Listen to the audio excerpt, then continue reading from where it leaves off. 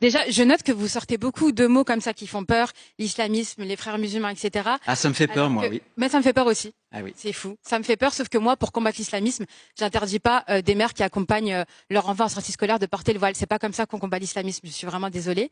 Et ce que je voulais dire, en réalité, c'est que monsieur, il nous explique que selon vous, donc c'est une conviction personnelle, et je l'entends et je la comprends. Et en fait, moi, mon propos, il n'est pas de dire à tous ceux qui m'écoutent et à tous ceux qui me voient d'adhérer à mon port du voile. Je comprends que l'on ne comprenne pas. Je suis une personne intelligente, j'admets qu'on ne comprenne pas. C'est normal. Est-ce que vous pouvez nous dire pourquoi vous le portez? Justement, j'allais dire c'est un choix spirituel et en fait, j'aurais beau vous l'expliquer, vous le comprendrez pas. Parce que c'est le propre de la Essayez quand même. Non, mais j'ai pas à me justifier sur ce choix. Ah non, c'est pas de la justification. J'ai l'impression que si, quand on me demande souvent de m'expliquer. Personne, enfin, moi, je prétends pas vous imposer que vous quittiez le voile dans l'espace public. C'est dans quelques lieux. David Pujadas l'a dit, si demain, puisque vous étudiez le droit, vous ne pourriez pas plaider comme avocate avec le voile. Ça veut bien dire que dans notre République, on essaie de préserver des endroits. Je voudrais par exemple, moi, que dans les grandes compétitions sportives, il y a eu un contentieux. Le Conseil d'État a tranché avec la fédération de foot ou la Ligue sur les hijabeuses, vous voyez, qui réclamaient justement la capacité de pouvoir jouer des compétitions dans des stades avec le voile. Ben, moi, je pense qu'il y a quelques endroits, vous voyez, où on essaie de préserver les choses pour que, ensemble, finalement, il n'y ait pas trop de signes distinctifs. Je ne sais pas si vous avez lu cette décision du Conseil d'État, mais c'est pas du tout question d'endroit. C'est pas ça qui justifie cette décision. C'est le règlement. Finalement, voilà, c'est ça. C'est la possibilité, oui, mais c'est la possibilité d'inscrire cette règle dans le règlement. Mais ces jeunes filles qui souhaitaient porter le voile, en fait, en réalité, c'était qu'elles relevaient finalement du service public. C'est seulement pour ça qu'on leur a interdit de porter le voile. Ça n'a rien à voir avec l'endroit. Non. Mais moi, là, on s'écarte un peu du sujet parce que moi, je voulais vraiment rester sur le port du voile à l'université et sur les mères, qui accompagnent leurs enfants en sortie scolaire. J'aimerais comprendre parce que vous nous parlez de menaces et depuis tout à l'heure, j'entends vraiment des mots comme ça qui font peur et qui suscitent beaucoup d'émotions. J'entends, mais là, en l'occurrence, on parle de jeunes femmes inoffensives qui étudient à l'université, qui veulent s'intégrer dans la société, qui peuvent s'émanciper par les études, qui peuvent justement être une réelle valeur ajoutée et de l'emploi, etc. Mais bien sûr. Et j'en suis la preuve. Et si vous me l'aviez interdit, si à ce moment-là le voile était interdit à l'université, je n'y serais pas allée. Donc on aurait privé une Française. Mais vous alliez quand même au lycée. Pardon ? Vous alliez au lycée et vous quittiez votre voile. Mais en fait, le fondement de la loi de 2004, c'est on explique aux enfants qui sont mineurs, etc. On veut les protéger parce qu'ils seraient susceptibles d'être influencés par leur entourage. Il faut cesser d'infantiliser les musulmans et on peut comprendre qu'au bout d'un moment, ces femmes-là, elles prennent des décisions qui leur sont propres et qu'il n'y a pas derrière un grand barbu qui leur dit mets ton voile. Moi, je vous l'ai dit, mon père était pas d'accord. J'ai pas de frère.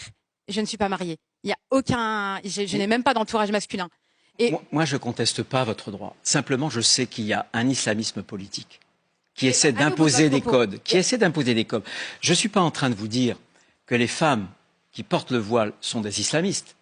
Je vous dis simplement, écoutez-moi bien, que tous les islamistes, tous veulent que les femmes portent le voile. Mais parce qu'en fait, c'est la religion musulmane qui impose de porter le voile. C'est contesté. C'est contesté, c'est vrai. Mais pour la plus grande majorité. Vous le savez très bien. Oui, bien sûr, je le sais. C'est un choix qui relève tout autant de la politique que de la religion. Ah non, pas du tout. Et nous, mais vous pensez vraiment qu'à 13 ans, j'ai fait ce choix politique? Oui, non mais en quoi ma vie traduit une volonté politique? Je ne comprends pas. Je parle d'une règle générale. On est sur un modèle républicain qui est très exigeant, qui souhaite que on n'interdit pas des particularités, des croyances, mais que dans des espaces qui sont des espaces républicains, ça soit protégé et qu'on essaie de se retrouver loin des particularismes pour avoir une vie civique commune.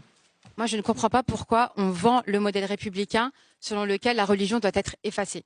Alors que c'est pas du tout ça. On jouit tous de la liberté religieuse. Et certes, cette liberté peut être restreinte. C'est vrai. Voilà. C'est l'article 9 de la Convention européenne des droits de l'homme qui le dit. Mais sous certaines conditions. On a la sécurité publique, la santé publique, la morale publique, etc. Et là, en l'occurrence, pour ces étudiantes à l'université ou pour ces mères accompagnatrices, je ne vois pas du tout en quoi elles troublent quoi que ce soit. Elles n'ont dérangé personne. Et vraiment, excusez-moi, juste je finis sur ça. Si aujourd'hui vous vendez aux Français le fait de combattre l'islamisme en interdisant à ces pauvres femmes de porter le voile, c'est inquiétant. C'est inquiétant. Si c'est vos mesures et que ça fait presque plus de 10 ans qu'on les répète à chaque fois et qu'on voit bien qu'il y a un blocage législatif parce que ce n'est juste pas conforme à la laïcité, c'est inquiétant et c'est alarmant. Et moi, j'ai l'impression que vraiment ce voile, on s'en sert vraiment pour masquer les vrais problèmes. Parce que là, j'entends les témoignages depuis tout à l'heure de mes concitoyens et ça m'attriste. Et je me dis depuis tout à l'heure, ah oui, donc quand même, on a... Qu'est-ce qui vous attriste? J'entends que, par exemple, on a eu une agression sexuelle et je suis vraiment désolée pour la fille de monsieur. J'entends que des personnes se sentent mal à l'aise. J'entends franchement des témoignages qui m'ont bouleversée. Et je me dis, ah oui, donc on a tous ces problèmes en France. Et on a monsieur le ministre de l'Intérieur qui me parle des mères en sortie scolaire, comme si c'était le problème vraiment qui perturbait tout l'ordre public. Et surtout qu'il n'y a aucun citoyen français qui ne s'est plaint de ça. Et il n'a jamais été démontré, laissez-moi juste finir, il n'a jamais été démontré que le voile contribue à l'islamisme ou que ces mères qui accompagnaient leurs enfants en sortie scolaire faisaient du prosélytisme ou quoi que ce soit. Bon. Il n'y a eu aucune étude. Réponse là-dessus, Bruno Retailleau, puis après on va avancer. Très rapidement. C'est désormais connu, on le sait bien, qu'un islam politique veut, par le voile, imposer un ordre à la société où la femme est l'inférieur de l'homme et où, en réalité, cet étendard-là qu'est le voile, sépare d'une part de la société, de la communauté nationale, les croyants, les non-croyants. Pour ce qui concerne la sortie scolaire, je veux simplement être clair, on a interdit le voile à l'école. Oui, bien sûr. Et pour moi, les sorties scolaires, c'est l'école hors les murs. C'est l'école hors les murs. Donc, les règles dans l'école, dans les murs de l'école, doivent être les règles dans l'école hors les murs.